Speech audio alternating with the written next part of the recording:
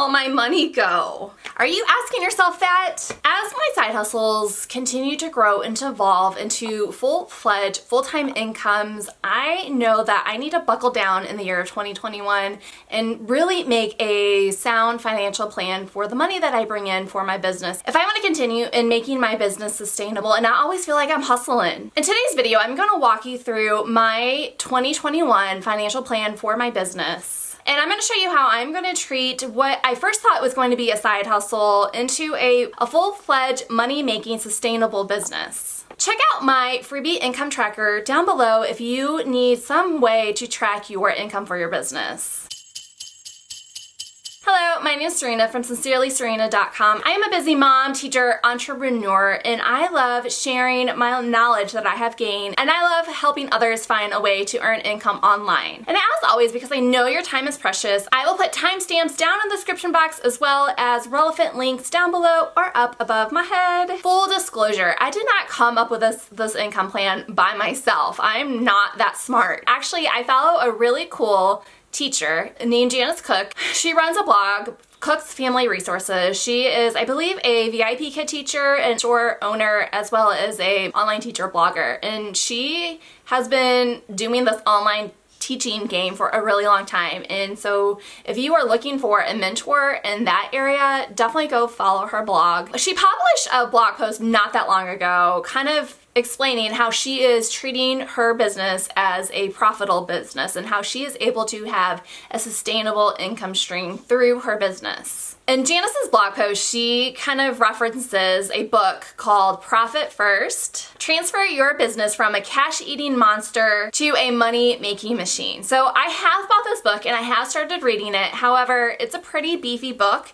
and I know that I need to put something in place now. So I have not completely finished it, but I am going to come back to my plan and tweak it a little bit if I feel like I need to after reading this book. But I need to make a plan, and I need to make a plan like last month. And let me know, do you have a financial plan for your business, or are you just kind of winging it by the seat of your pants? Let me know in the comments below. Now, is this plan set in stone? No. And that's the glory of being a sole entrepreneur, is that I am in charge of my own business and I am super flexible on how I am going to treat not only my business, but my income stream that is coming in from my business. My first step in creating my financial plan was to open up a whole bunch of different bank accounts because these bank accounts are going to be placeholders for wherever I'm going to put my money. These bank accounts are not just separate bank accounts from your household bank accounts. These are bank accounts within your business bank account. And if that sounds really confusing, hopefully I will be able to explain it enough that is not that confusing to you by the end of this video. So the first bank account is my main account. This is the account that all my money will go into. And then my second account is my profit account.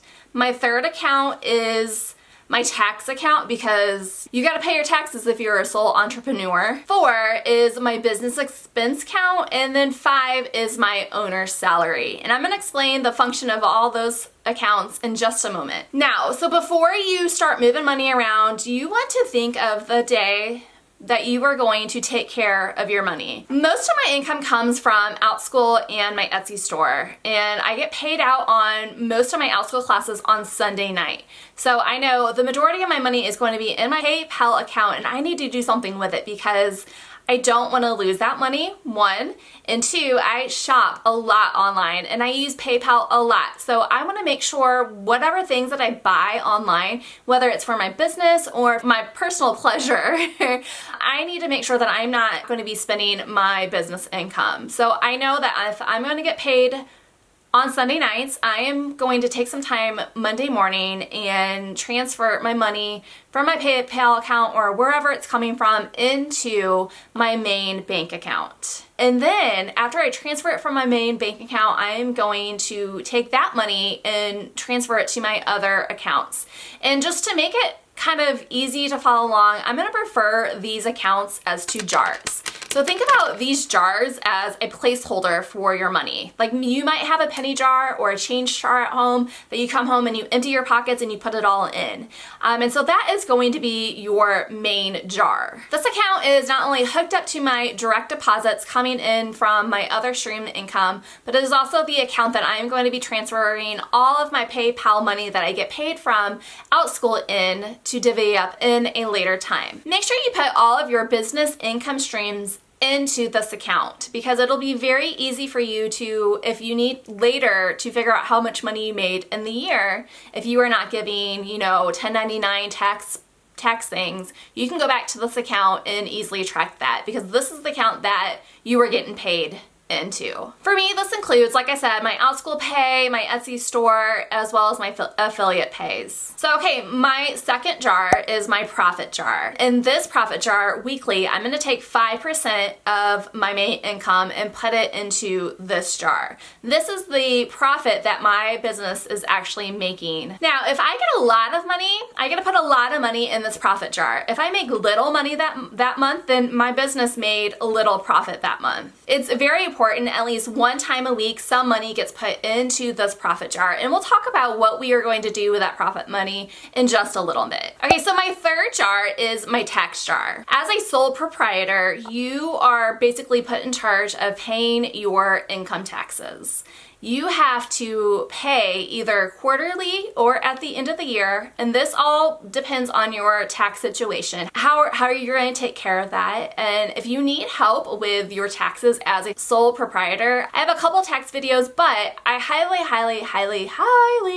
suggest you hire a CPA to help you with your taxes, at least for the first, if not couple years of your business. My first hire for my business was actually a CPA, and I'm so glad that I hired them because they are saving me a lot of money in the long run. Like I said before, the amount that you put into this tax jar all depends on your personal financial situation. If you are a single income family, if you are a multi-income family, if you have a lot of business expenses or whatnot, but you need to be making sure that you put money away each time you get paid into this tax jar, so when it is time to pay Uncle Sam, you actually have money to pay that. For the first several years of my business, I put away a large chunk. I put away 30% of my income. Did I have to pay all that 30% to Uncle Sam? No. Actually, it was a lot less than that, and I was able to put that extra money back into my business.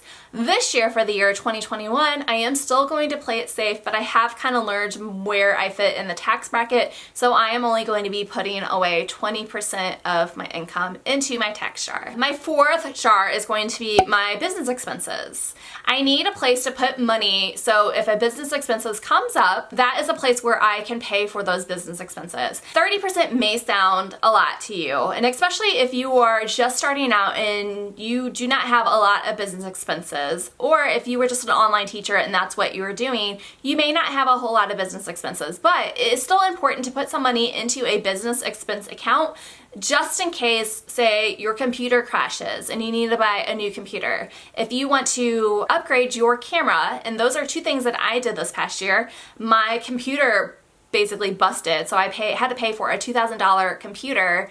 I upgraded my camera from a camera that did not focus to a really cool camera. And had I had a business expense account, I would probably have felt a little easier if I already was setting aside money to save up to buy those purchases. And you may not have a whole lot of business expenses right now, but you may actually have some that you don't realize that you can claim on your taxes. If you are a work-at-homer, you can claim the square footage of your office, you can claim a percentage of your electricity bill, your mortgage, all of those things. I personally have a lot of subscriptions and a lot of services that I leverage for my business that help me either learn new things for my business or make my life so much simpler.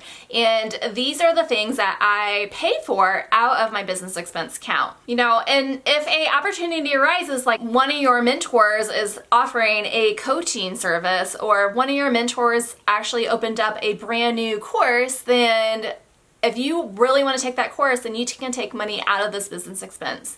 I have learned a ton of things about business, about how to run my online business, and then just basically improve myself as a teacher. And one of those things that I have been able to utilize is Skillshare. My fifth chart is my owner's salary. This is my salary that gets transferred into my personal bank account, business owner, to do whatever I wanted. So if I wanted to take that money and reinvest it in my business, cool, I can do that. However, I am looking at this jar as a means to basically treat my family, whether it's paying for a Disney trip, buy a new carpet for my house, brand new red reproduction Regency boots for my Bridgerton cosplay dreams. I told you guys I am a nerd and I have nerdy hobbies that are expensive. This money can also be used to pay for my family's expenses. You know, if it's my mortgage, my electricity bill, my car payments, it's awesome to say I can take the income that I bring in through my owner's salary and basically cover my car payment for the month. And I have chosen for myself, for my personal situation, to take 45% of my main income coming into my business and putting it into my owner salary. And you're probably thinking, Serena, there is no way that I can live off of just 45% of my income that my business is bringing in. Well, I kind of thought that too, but this is the stuff that I'm learning from Profit First, that it is important to create a budget and stick to it. And you are not going to grow as a business unless you have a budget, unless you are dedicated to that budget. If this doesn't sound notable to you because you are a single family income home or you really rely on your business income that you are bringing in, I want to challenge you to reverse engineer what you have to do. So reverse engineering your income is basically saying, and I'm just pulling random numbers, and I'm just gonna say that you have $500 a month that you have to pay in bills, and you absolutely need to have $500 to pay your bills. So you can reverse engineer it to say, okay, so how can I make sure that I am paying my owner's salary $500? How much money do I have to bring in for my business in order to pay myself $500, but still have money set aside to pay the tax man, to pay for other things, etc., etc., etc. So this is going to require a little bit of math, and thank you, high school algebra teacher, for teaching me is over of equals percent over 100. So if you have to bring in $500 because you absolutely have to pay $500 in bills, you do $500 over X equals percent over 100. And then now we have to solve for X. So we do the crisscross thingamajiggy thing to do it from, you guys, I am not a math teacher, I'm a history teacher, and there's a reason why I'm not a math teacher. 500 times 100, and then you divide that by 45, and that is solving for X. So basically X equals $1,111. In order to set myself up for success, my goal should be bringing in $1,111 in my business income, that therefore I can pay myself $500 to cover my bills that I have to have, plus put money away for taxes for my business expenses as well as my profit. All right, so let's circle back up to that profit jar. This year I will be starting to give myself quarterly bonuses. Businesses often review themselves quarterly to see how they are doing, and they often dish out bonuses to their employees if they have a really good quarter. So if my business makes a lot of money in quarter one, then I am able to give me a really cool bonus in quarter one. So every quarter, January 1st, April 1st, July 1st, and October 1st, I'm going to go into my profit jar and transfer 50% of that money and pay it to my owner's salary. So say at the end of first quarter, I have now $1,000 saved up in my profit. I am able to take 50% of that, $500, and give myself a bonus. Yay! A bonus $500. And that will go to my owner's salary that I can do whatever I want. If my husband and I want to do a date night, we can go do that. If I want to put more money towards my really cool Disney trip for my family, I have extra bonus money to do that. All right, so then you're probably wondering, what is that other 50% doing in that profit jar? So that Other 50% is basically another holding place for if I come up with a really extreme business expense that I have to pay for. So say I am paying my quarterly taxes. If I don't have enough money in my tax jar, I can go into my business profit and take money out of that to pay my taxes. Or if like something really extreme happens, say my office floods and I now have a big old flood bill. I don't even know who you would hire to come in and fix a flood in your office, but bear with me, there's a point to this. So if there's something huge that I have to pay for, either my business or even my family, I have that cushion in my profit jar to take money out to pay for that expense. And that is where these quarterly check-ins comes really nice. So if I am seeing in my tax jar that I'm not having enough money in that tax jar to pay my taxes, some things to think about. You need to keep all your receipts business related to, one, file your taxes, and two, if the IRS decides to audit you, you need to make sure that you have proof that you did indeed have these different types of business expenses. I have a Google Sheet that I go into every time I make a purchase for my business. Every time I have an expense, I go into that Google Sheet. I put down my business expense and I have them broken up in different tabs where it's easy, really easy for me to see what type of business expense, especially when I go and do my taxes later. So I put in my business expense, I put in where that receipt can be found, because I don't always have physical receipts. Most of my purchases for my businesses are e-commerce type purchases. So I want to make sure I can locate that receipt in case I do get audited later. It is so essential to have some type of system now in place in early 2021, so when you have to pay taxes next year and file, it's so much easier and you're not spending like a whole week on trying to figure out and rack your brain where did I spend money this year. Expenses that I don't cover here are, of course, your health care as well as your retirement.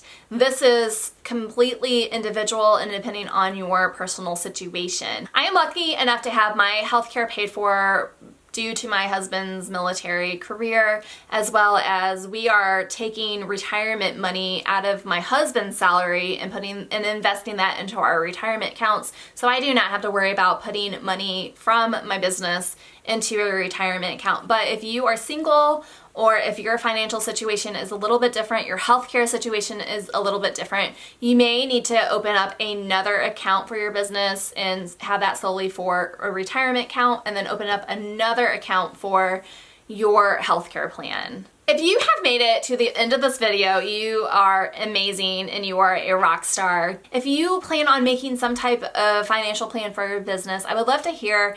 And if you want to know, updates about how my business plan is going, it's all well and good to make a plan, but it's interesting when you start actually implementing that plan. If you want updates on my financial, let me know in the comments below and I'll make an update. Maybe quarter 2, quarter 3, quarter 4 updates. Let me know. Thank you so much. Bye.